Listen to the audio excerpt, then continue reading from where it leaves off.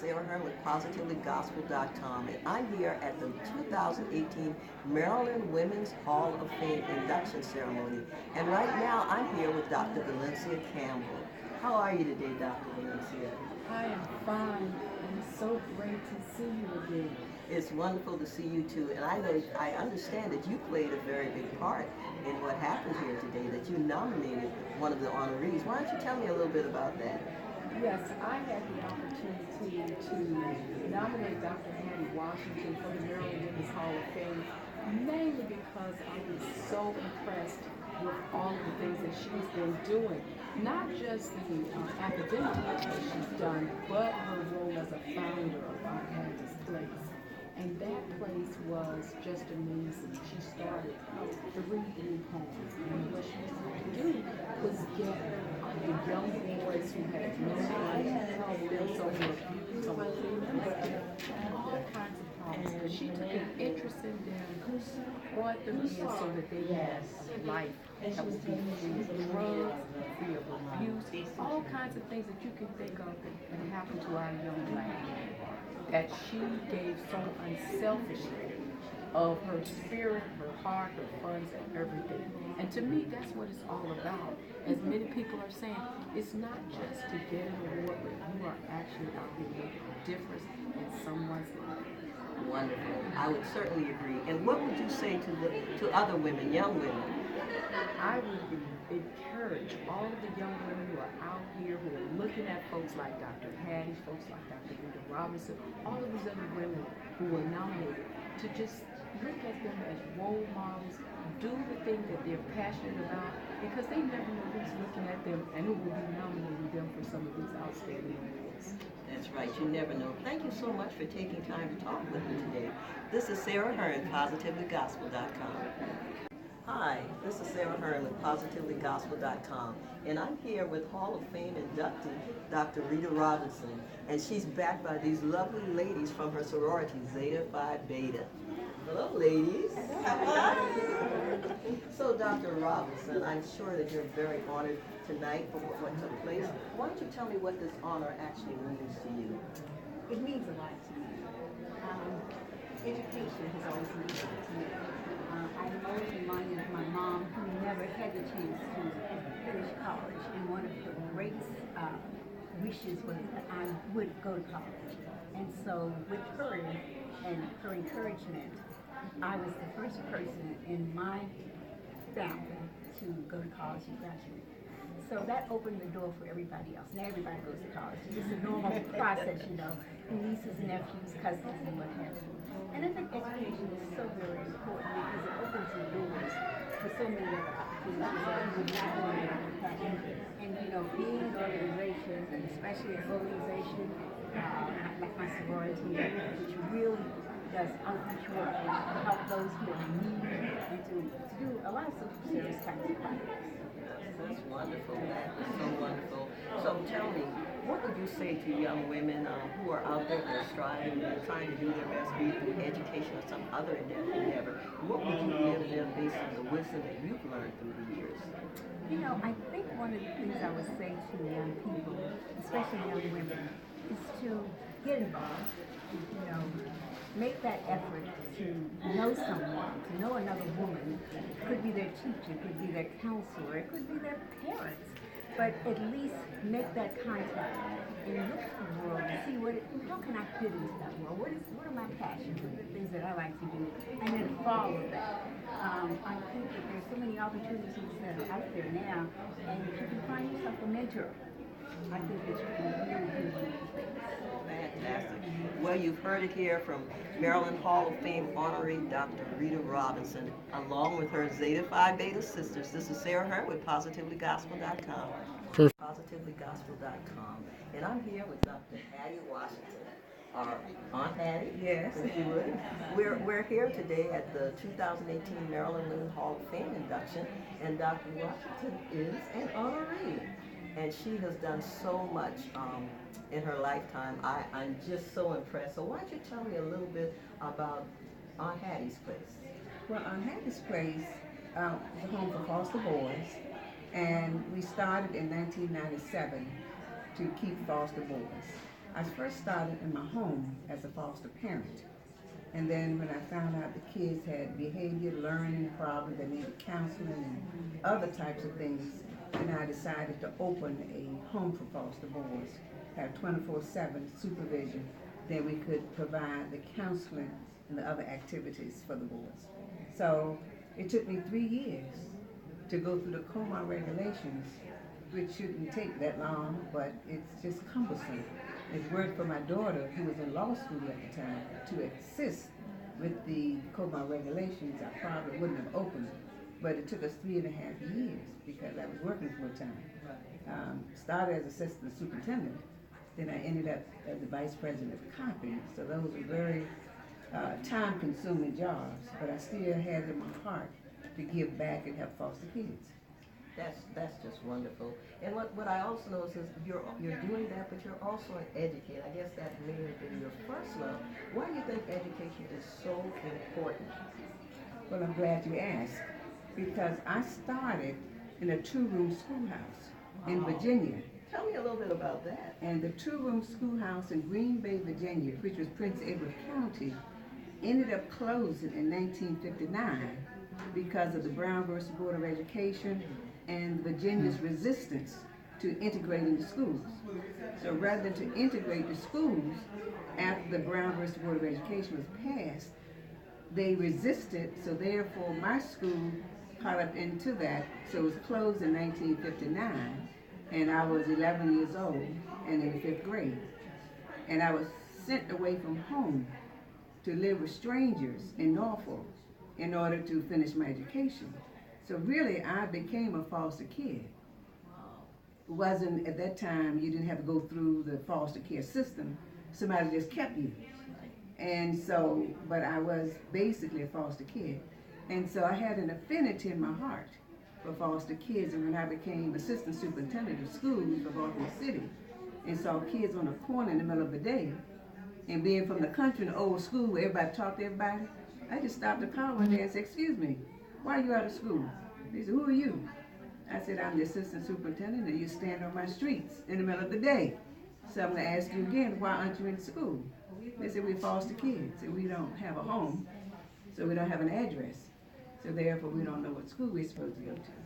So I took them in my car, took them back to the office and called social service, and I ended up taking them home for one night, I thought, while they found them a home. And then one night became 1 week and 1 month and 1 year. And then I decided to open up a group home. So that's why I had that affinity for foster kids, because I was somewhat of a foster kid myself. Well, you know what I'm hearing in your story, because you said that this happened from that 2-room schoolhouse, and that there was a resistance to integration. And I think about the fact that nevertheless you persisted.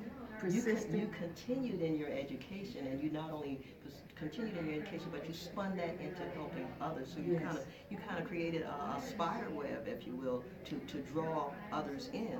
So with your work at Coppin, which is an HBCU, what role do you see the HBCUs continuing to fulfill for African Americans? Well, after I left the 2-room schoolhouse, and my teacher, Ms. Brown, had 1st grade to 4th grade in the same classroom. And she used the 4th graders to teach the 2nd graders and 3rd graders to teach the 1st graders. And I was used quite a bit to teach, even teach some of the higher 5th grade.